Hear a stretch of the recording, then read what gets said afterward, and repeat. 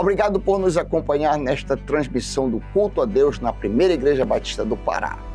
Somos uma igreja que expõe a palavra de Deus e cremos que a Bíblia é inerrante, infalível e suficiente para nos tornar mais parecidos com Jesus. Queremos te encorajar a estar conosco em nossos cultos presenciais aos domingos, às quartas e aos sábados. Assim, poderemos celebrar juntos o Deus vivo e aprendermos mais as verdades de sua palavra. Se você tomou alguma decisão, entre em contato conosco através do nosso site e das redes sociais. Queremos orar por você e ajudá-lo na sua caminhada com Cristo. Que Deus te abençoe copiosamente em nome de Jesus. Amém. Que a paz do Senhor esteja sobre todos vocês. Amém. Ontem, na primeira parte desse musical, eu perguntei a você qual era a primeira imagem que vinha à sua mente quando você ouvia a palavra Páscoa. Qual era a coisa mais familiar que vinha à sua mente? E aí eu perguntei se era coelhos e ovos de chocolate, se era essa a lembrança que vinha na sua mente. O que você celebrava na Páscoa? Você celebra os grandes e caros ovos de chocolate que são mercantilizados nesse período? É isso que você celebra? Eu disse também a você que infelizmente a Páscoa acabou se tornando também uma data meramente comercial, com coelhos e ovos como símbolo de fertilidade. Mas que essas coisas não têm conexão nenhuma com a realidade. A propósito, essas coisas não têm também conexão nenhuma com a Páscoa, conforme a Bíblia a apresenta. Para entender a Páscoa, então, nós precisamos colocá-la, em primeiro lugar, dentro do seu contexto, no lugar apropriado. Deixe-me explicar para você isso. 400 anos antes, aproximadamente, antes da instituição da Páscoa, Deus disse a Abraão que seus descendentes seriam escravizados e maltratados durante um tempo num país estrangeiro. Mas também Deus disse que após isso, Deus castigaria a nação, onde eles serviriam como escravos, e tiraria eles de lá e os levaria para a sua própria terra. Isso está registrado na Bíblia em Gênesis capítulo 15, versos 3 e 4. E de fato isso se cumpriu historicamente, essa promessa que Deus fez a Abraão. José, você conhece a história dele, muito provavelmente, até mesmo aquelas pessoas que nada conhecem de Bíblia já ouviram falar alguma coisa sobre José. E José, por causa da inveja dos seus irmãos, foi vendido como escravo para o Egito. Lá, José alcançou uma alta posição, você conhece essa história, o cargo mais alto do Egito, abaixo apenas do faraó. José era a segunda pessoa do Egito, o primeiro ministro do Egito. E ele recebeu esse cargo com a função de supervisionar as preparações para a severa fome que haveria de vir. Você sabe que ele interpretou aqueles sonhos da fome que viria sobre todo o mundo, e tendo interpretado esses sonhos, ele ganhou esse privilégio de ocupar essa grande posição com a sabedoria que Deus lhe deu, e tendo ganhado a confiança do faraó por conta desse evento, se tornou a segunda pessoa mais importante do Egito. E quando a fome veio, Jacó, pai de José, se mudou com toda a sua família para o Egito em busca de mantimentos. Após José revelar a sua identidade, após muitos anos, ele encontra com seus irmãos, revela a sua identidade e perdoa os seus irmãos que o haviam maltratado.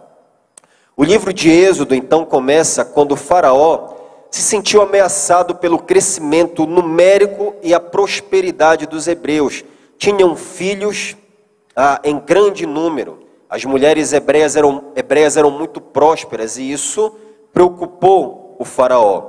Assim, o que foi que o faraó fez em resposta a esse grande crescimento numérico e prosperidade dos hebreus? O faraó escravizou os hebreus e até mesmo deu ordens para mandar matar todos os recém-nascidos do sexo masculino de Israel. Mas o povo de Israel, confiante nas promessas do Senhor, na fidelidade do Senhor à sua palavra, clamou ao Senhor, e o Senhor, por sua vez, em fidelidade à promessa que ele havia feito a Abraão, cerca de 400 anos antes, ou até mais, se a gente for contar o período inteiro que Israel estava em escravidão no Egito, cerca de 430 anos, o povo clama ao Senhor, e o Senhor, em fidelidade à promessa que ele fez a Abraão, envia Moisés para confrontar o faraó e tirar o povo do Egito.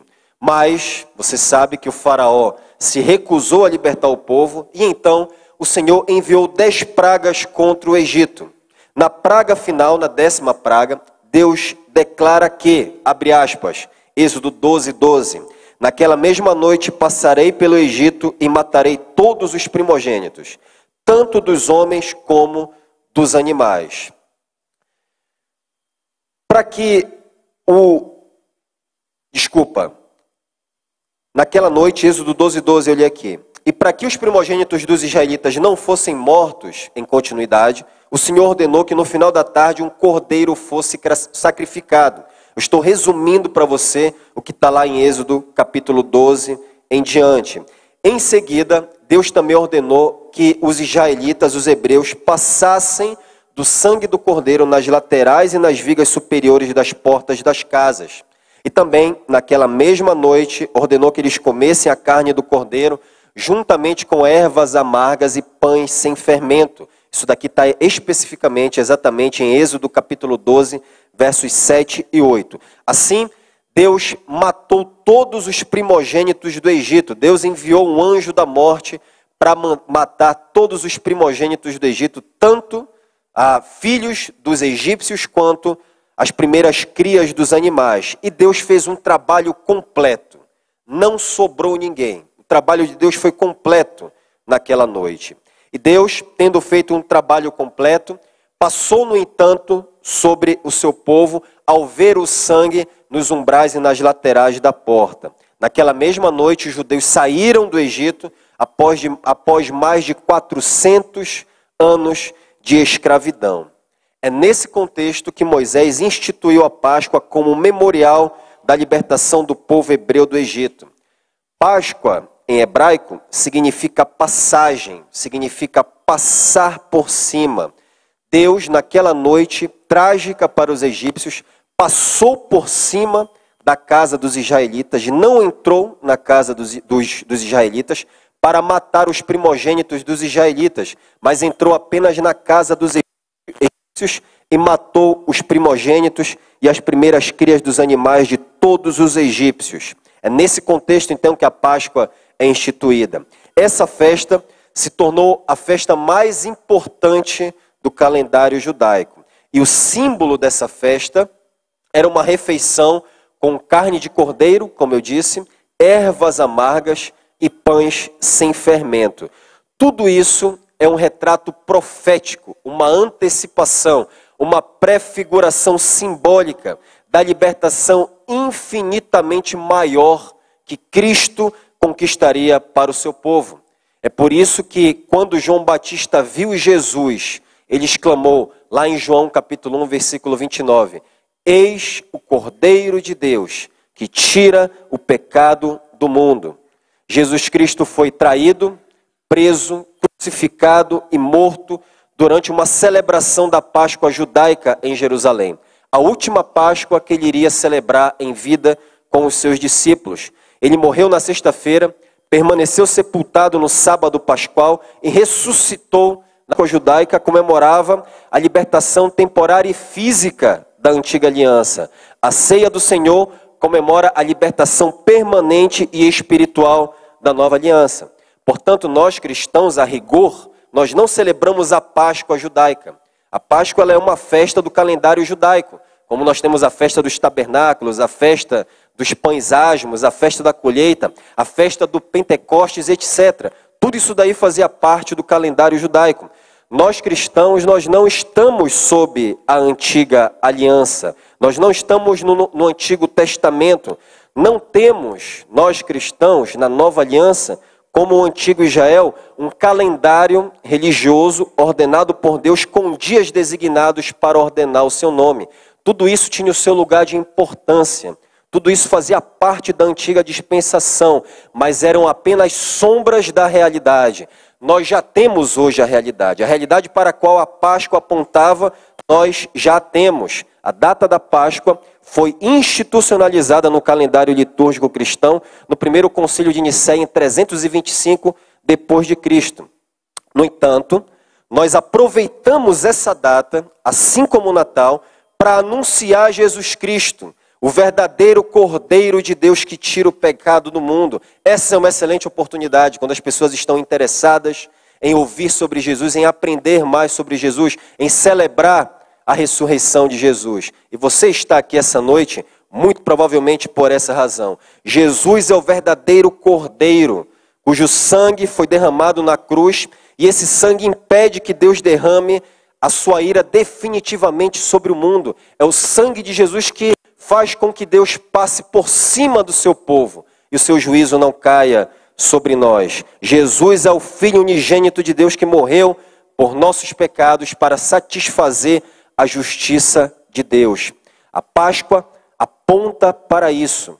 E haverá um dia, deixa eu dizer para você, se você ainda não tem Jesus Cristo, a Páscoa foi uma missão em que Deus veio para matar. Essa foi a Páscoa judaica no Antigo Testamento. Deus veio, saiu no Egito em uma missão para matar. E haverá o dia em que Deus voltará novamente em uma missão para matar, para exercer juízo. Deus voltará para exercer o seu juízo sobre toda a terra. E você sabe quem são os únicos que vão escapar? Você sabe quem são as pessoas por quem Deus vai passar por cima? Somente aquelas que foram lavadas e remidas pelo sangue do Cordeiro. Mas tão certo quanto nós estamos aqui, tão real quanto nós nos vemos, será real o dia em que Deus voltará em juízo e sairá novamente numa missão para matar. Você está marcado pelo sangue do Cordeiro? Você foi lavado e remido pelo sangue de Jesus? O que você vai alegar nesse dia, quando Deus vier novamente em sua missão para exercer juízo sobre toda a terra? Você vai apresentar uma imagem, uma estátua de Buda na porta da sua casa? Você vai apresentar um retrato de Maomé? Você vai apresentar a imagem de algum santo? Você vai dizer, eu sou batista, eu sou assembleiano, eu sou presbiteriano, eu aceitei Jesus, fui na frente, levantei a mão em resposta a um apelo do pastor, eu fui até o pastor na frente, meu pastor foi o pastor Raike, foi o pastor Paulo, pastor Samuel, não sei das quantas. O que você vai alegar quando Deus vier? Deus só passará por cima daqueles que foram lavados e remidos pelo sangue do Cordeiro. E o risco de uma apresentação como essa daqui, que tem o seu lugar de importância, o seu valor, e louvado seja o Senhor pelo esforço dos irmãos, é que você, no entanto, não por culpa de quem participa ou de quem produziu, é que você saia daqui com uma interpretação errada. Que você saia daqui impressionado com a maravilha lúdica e artística, mas sem se dar conta que a Páscoa ela é um retrato do juízo de Deus contra os incrédulos. Era para isso que a Páscoa estava apontando. Deus matou os primogênitos de Israel e não os do seu povo. E no Calvário, Deus matou o seu Filho unigênito.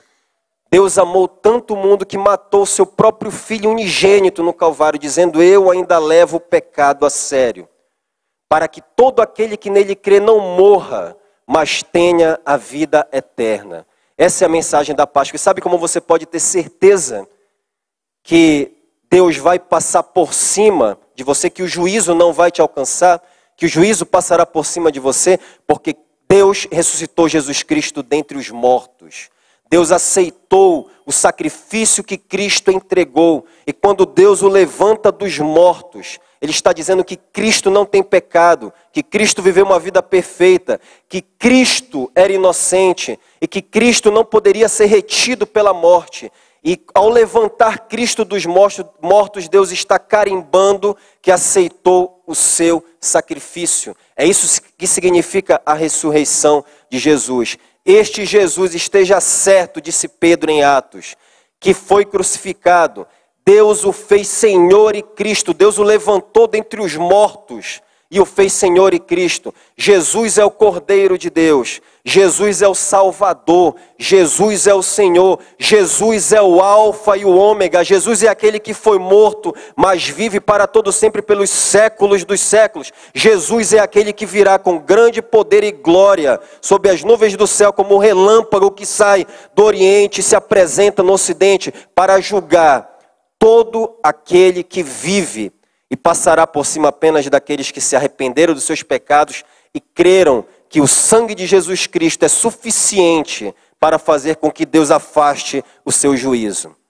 Uma visão fraca da ira de Deus te dará uma visão fraca da cruz. No Calvário, Deus está dizendo: eu matei o meu próprio filho porque eu odeio o pecado.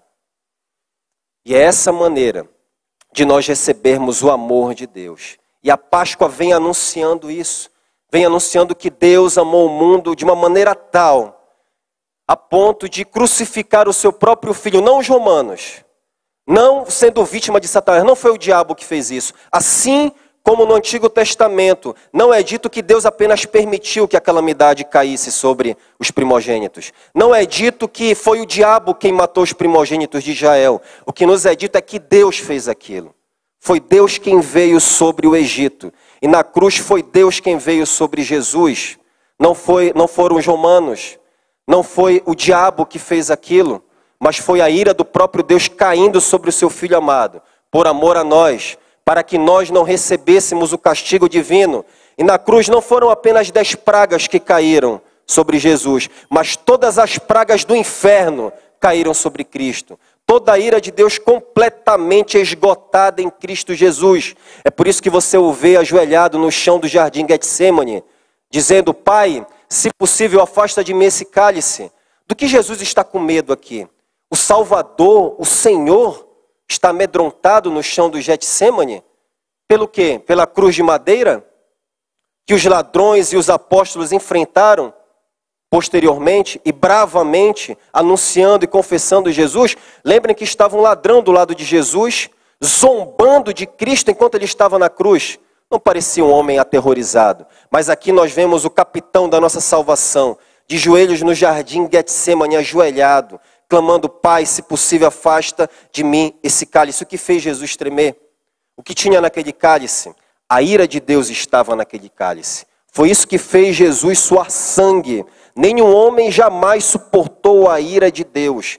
Somente Deus poderia suportar a ira de Deus. E é por isso que o Deus teve que se fazer homem na pessoa de Jesus Cristo para conquistar a nossa salvação. E na cruz, quando Jesus Cristo está pregado, crucificado por nossos pecados, nós o vemos clamando: meu Deus, por que me desamparaste? Nunca houve um momento na história da humanidade, desde a eternidade, nunca houve um momento que o Filho foi separado do Pai. Mas nós vemos aqui Cristo clamando: meu Deus, por que me desamparaste? E a resposta nós temos em Abacuque 1,13. Porque teus olhos são tão puros que não pode contemplar a maldade. Deus não pode contemplar o pecado. E na cruz Cristo foi feito pecado por nós. E Deus Pai virou o rosto para Jesus, porque ele não poderia contemplar o mal de toda a humanidade que estava nos lombos de Cristo. E Deus Pai desceu toda a sua ira sobre Jesus, e as rochas se partiram, o dia se fez trevas por causa daquilo que aconteceu na cruz. Mas louvado seja o Senhor, porque Ele mesmo ressuscitou Cristo dentre os mortos para a nossa justificação, como diz Romanos 4,25, para que nós fôssemos considerados justos. E nisso está a nossa esperança, de que todo aquele que se arrepende dos seus pecados e crê em Cristo Jesus como o Cordeiro de Deus que tira o pecado do mundo, não experimentará a morte eternamente, mas tem a vida eterna com Deus. Amém? Amém, queridos? Se essa notícia não te alegra, eu não sei o que mais pode te alegrar. Talvez você tenha vivido uma vida da qual você se orgulhe, que você tenha feito tudo correto. Talvez não tenha vivido uma vida como eu, que fiz muitas coisas erradas.